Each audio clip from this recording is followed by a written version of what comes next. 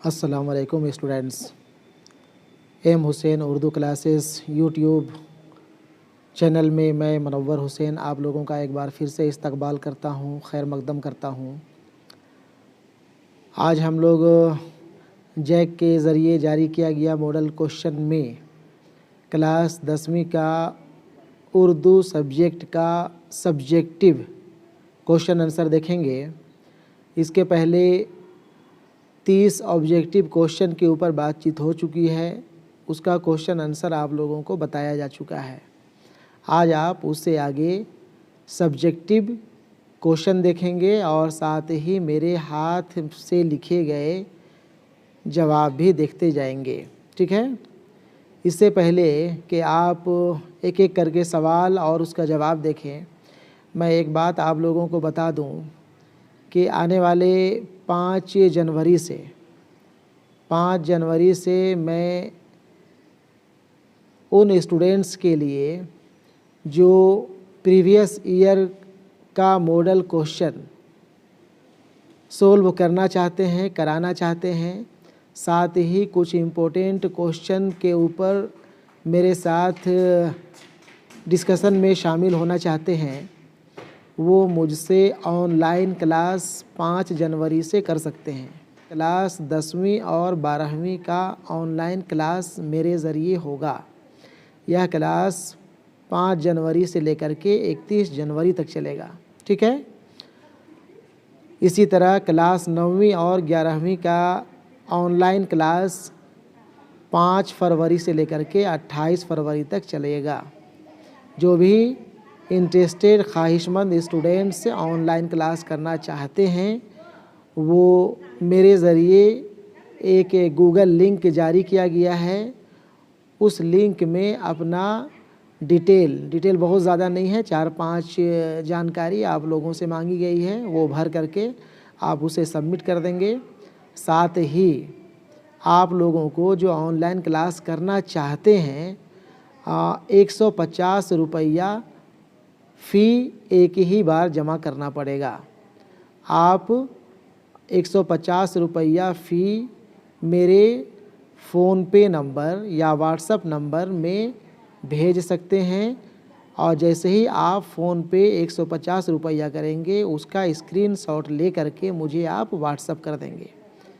आप ऐसा कर देते हैं, गूगल फॉर्म भर देते हैं, आपका इनरोलमेंट ऑनलाइन क्लास के लिए मान लिया जाएगा और आपको जब ऑनलाइन क्लास शुरू किया जाएगा आपको लिंक शेयर कर दिया जाएगा, ठीक है। उससे पहले आप जूम ऐप डाउनलोड कर लेंगे। जूम ऐप अगर आप इस्तेमाल नहीं कर रहे होंगे तो आप जूम ऐप डाउनलोड कर देंगे, चूँकि जो क्लास ऑनलाइन चलेगा वो आपका जूम ऐप के ज़रिया ही चला करेगा, ठीक है ना। ठीक है, यही जानकारी आप लोगों को देनी थी। आप चाहें तो आप क्लास ज्वाइन कर सकते हैं, ठीक है। ठीक है, अब हम लोग आ जाते हैं डायरेक्ट सवाल के ऊपर और फिर आप सवाल देखें यहाँ पे ज़रूरी हिदायत सबसे पहले लिखा हुआ है। इसमें लिखा है सवालात को 3 हिस्सों में तकसीम किया गया है, सभी हिस्सों से सवालों के जवाब दिए गए हिदायत के मुताबिक दें। सब्जेक्टिव सवाल को 3 ग्रुप में बांटा गया है, आप यहाँ पे देख सकते हैं। ग्रुप ए में सवाल नंबर 31 से लेकर के सवाल नंबर 38 तक है। इसके बाद ग्रुप बी में आपका सवाल नंबर 39 से लेकर के 46 तक, और ग्रुप सी में आपको सवाल नंबर 47 से लेकर के 52 तक दिया हुआ है, ठीक है ना। कुल 52 सवालात आपको इम्तहान में पूछे जाएंगे, जिसमें से 30 ऑब्जेक्टिव सवाल रहेगा जिसके ऊपर बातचीत ऑलरेडी हो चुकी है, और फिर सब्जेक्टिव सवाल आपको सवाल नंबर 39 से लेकर के 52 तक देखने को मिलेगा, ठीक है।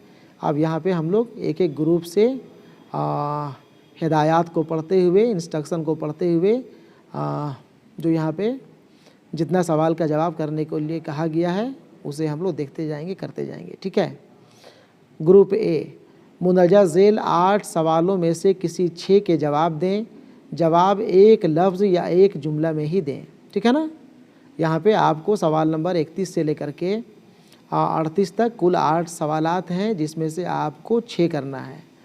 हर एक सवाल की कीमत 2 है। ठीक है ना। आप 6 सवाल का जवाब लिख लेते हैं, यानी कि आप 12 नंबर का सवाल हल कर लिए। ठीक है। ठीक है, सवाल देखा जाए। सवाल नंबर 31। सवाल नंबर 31 है, अफसाना किस सदी के आगाज़ की पैदावार है।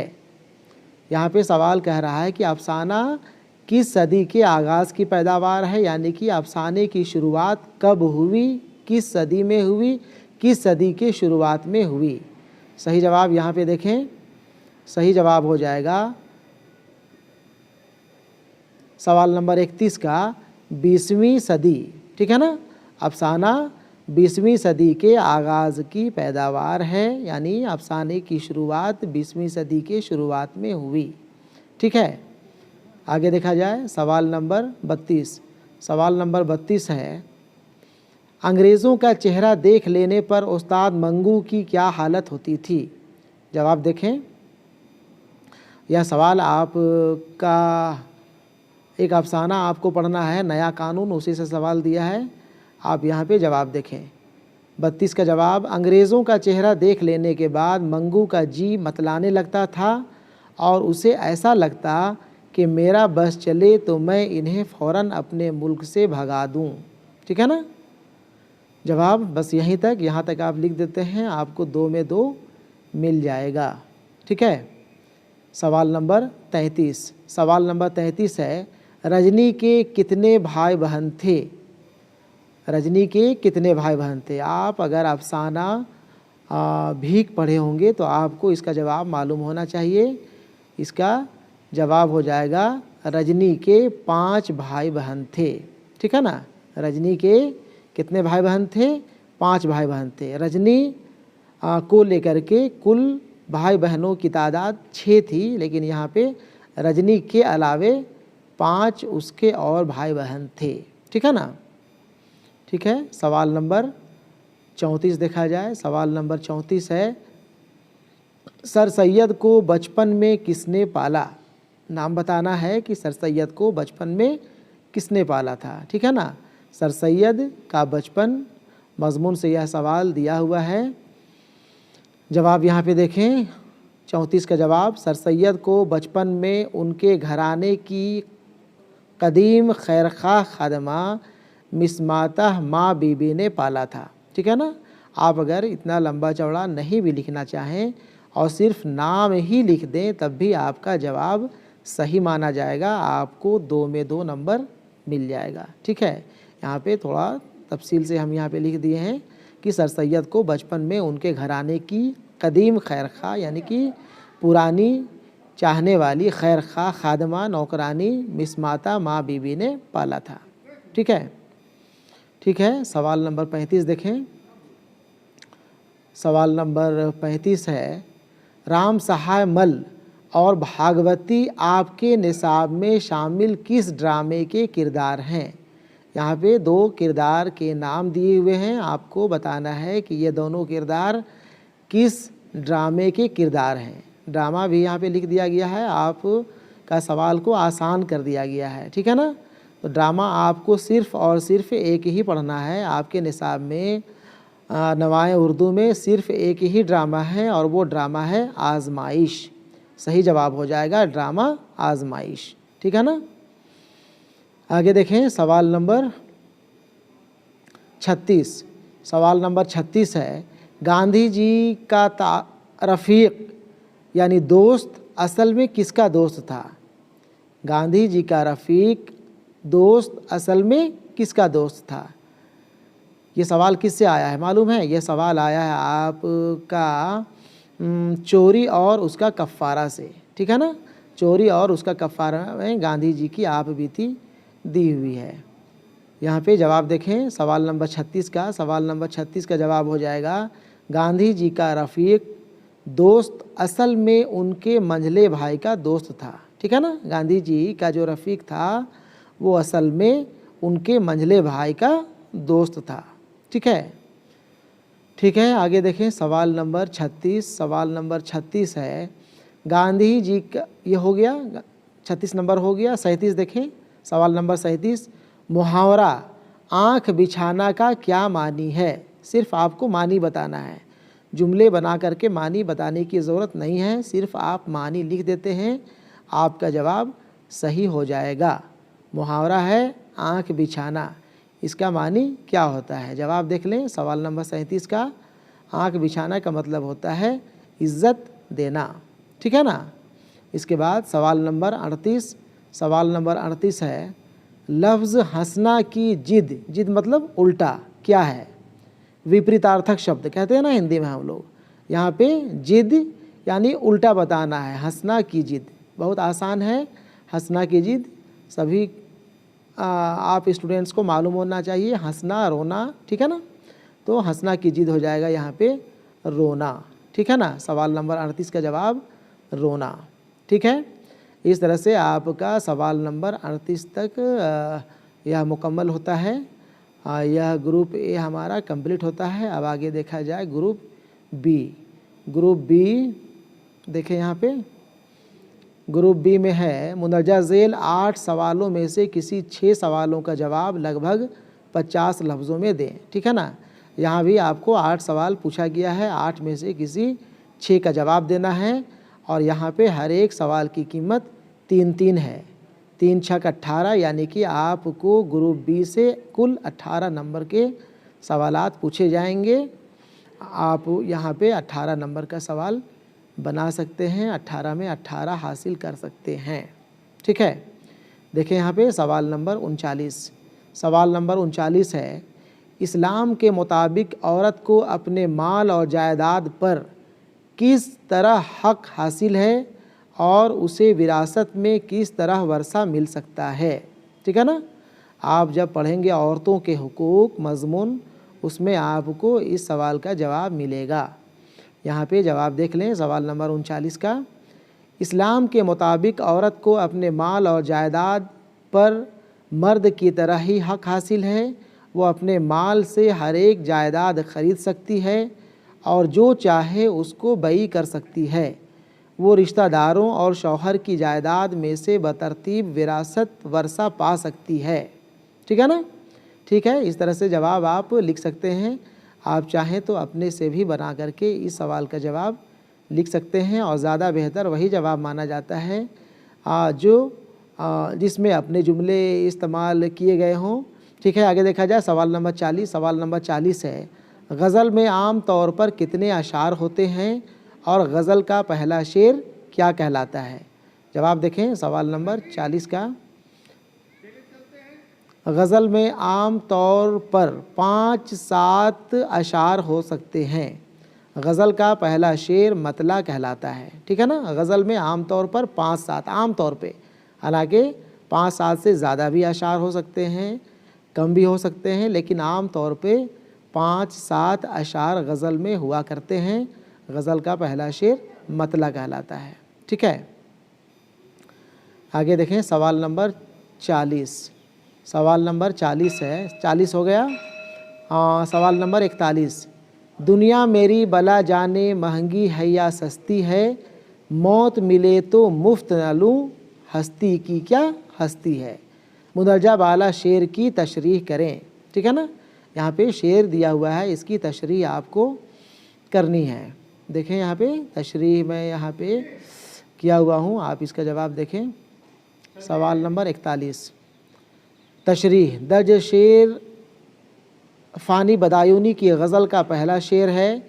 इस शेर में शायर कहते हैं कि दुनिया की हैसियत मेरे नज़दीक कुछ भी नहीं, मुझे इससे कोई वास्ता नहीं, मैं तो मौत तक को मुफ्त में नहीं लेना चाहता, फिर ज़िंदगी की क्या हस्ती है।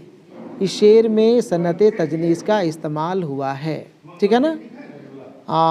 कोई भी गज़ल का शेर या नज़्म का शेर आपको इम्तहान में दे सकता है, पूछ सकता है। आपको उसके तशरीह करने के लिए पूछा जाए, आप आराम से तशरीह कर सकते हैं। तशरीह करने में बहुत बेहतर ये होगा कि आप शायर का नाम भी जान लें। शायर का नाम अगर आप शुरू में लिख देते हैं तो उससे कॉपी चेक करने वाले को ये लगता है कि स्टूडेंट्स को इसकी जानकारी है। और अगर आपको शायर का नाम नहीं भी पता हो तब भी आप ज़रूर से ज़रूर तशरीह करेंगे या सवाल का जवाब देंगे। ठीक है, आगे देखें सवाल नंबर 42। खुदा और हुस्न के दरमियान गुफ्तगू की ख़बर ज़मीन के बासियों को किस तरह हुई। ठीक है ना, सवाल है खुदा और हुस्न के दरमियान गुफ्तगू की ख़बर ज़मीन के बासियों को किस तरह हुई। यह सवाल आपके निसाब में शामिल नज़्म हकीकत हुस्न से सवाल है। हकीकत हुस्न पढ़ेंगे तो आप इसका जवाब बेहतर दे पाएंगे। वैसे मैं यहाँ पे जो जवाब लिखा हूँ उसे आप देख लें। जवाब है खुदा और हुस्न के दरमियान गुफ्तगू की ख़बर ज़मीन के बासियों को शबनम के ज़रिए हुई। ठीक है ना, जवाब यहाँ पे अगर एक जुमले में देखा जाए तो यह जवाब मुकम्मल हो जाता है। लेकिन अगर आप तफसील से इसका जवाब लिखना चाहें, चूँकि आपको यह लग सकता है कि सवाल 3 नंबर का है, इसे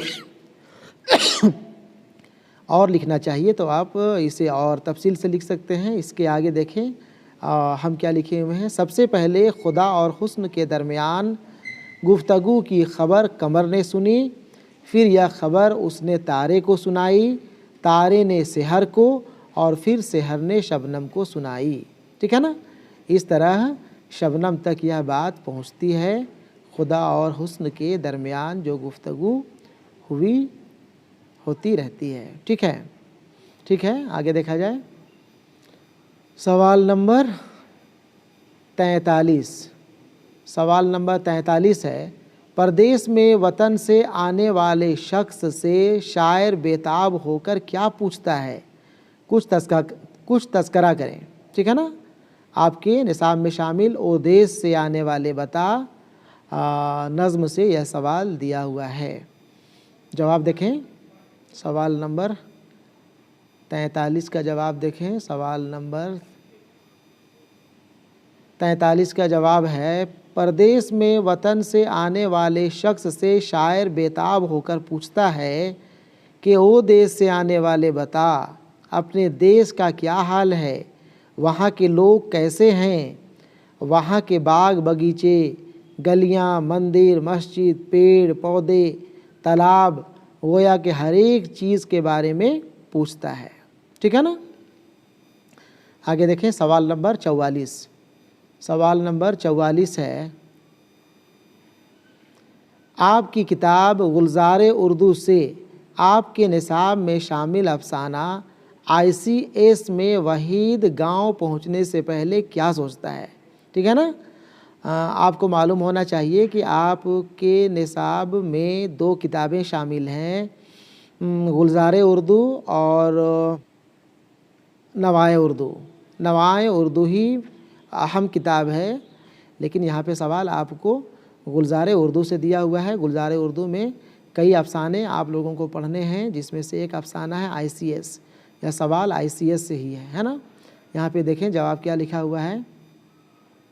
सवाल नंबर 44 का जवाब अफसाना ICS में वहीद गांव पहुंचने से पहले सोचता है कि अगर मैं अपनी अहलिया के जिद करने पर इसे गांव लेकर चलूं तो यह गांव घर के लोगों के बारे में क्या सोचेगी।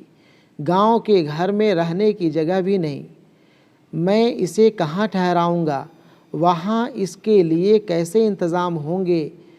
इधर जितनी यह तालीम याफ्ता है उतनी ही गांव के लोगों में जाहिलियत है। उसके दिल में और कई तरह के ख़यालात गांव में पहुंचने से पहले आ रहे थे। ठीक है, जवाब मुकम्मल हो गया। आप इतना जवाब लिख दें, आपको 3 में 3 नंबर मिल जाएंगे। ठीक है, आगे सवाल नंबर 45। सवाल नंबर 45 है मुंदरजा झेल कहावतों में से किन्हीं 3 के मानी बताएं। यहाँ पे कई कहावत दिया हुआ है, कहावत जिसे हम लोग ज़रबुल मिस्ल भी कहते हैं। इसमें से आपको किसी 3 के मानी बताने हैं। ये कहावत हैं उल्टा चोर कोतवाल को डांटे, आम के आम गुठलियों के दाम, एक अनार 100 बीमार, एक मछली सारे तालाब को गंदा कर देती है, बंदर क्या जाने अदरक का स्वाद। ठीक है ना। ये सारे कहावत यहाँ पे दिए हुए हैं, आपको इसका मानी बताना है। देखें यहाँ पे इसके मानी क्या होते हैं। हालांकि यह मुश्किल सवाल नहीं, हर एक स्टूडेंट्स को इसका मानी मालूम होना चाहिए। जवाब देख लें। उल्टा चोर कोतवाल को डांटे, इसका मतलब होता है अपनी गलती पर नादिम होने के बजाय, नादिम मतलब शर्मिंदा, अपनी गलती पर शर्मिंदा होने के बजाय इल्ज़ाम दूसरे को देना। ठीक है ना। उसके बाद अगला कहावत है आम के आम गुठलियों के दाम। इसका मानी हो जाएगा दोहरा फ़ायदा होना। ठीक है। अगला कहावत है एक अनार 100 बीमार। इसके मानी होंगे एक चीज़ के बहुत से ख्वाहिशमंद।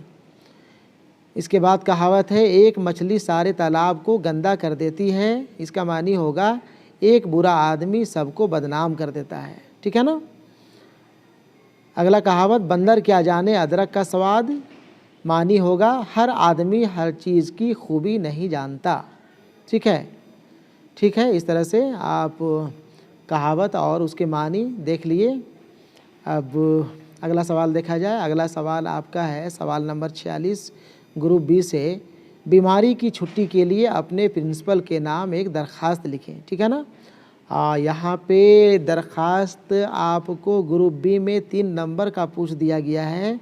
हालांकि यह सवाल ग्रुप सी में 5 नंबर में होना चाहिए, लेकिन यहाँ पे यह सवाल 3 नंबर में दे दिया गया है। मेरे ख़्याल से यह सवाल 5 नंबर का होना चाहिए। ठीक है। यहाँ पे हम ग्रुप बी में 46 नंबर का जवाब में इसका जवाब भी नहीं लिख पाए।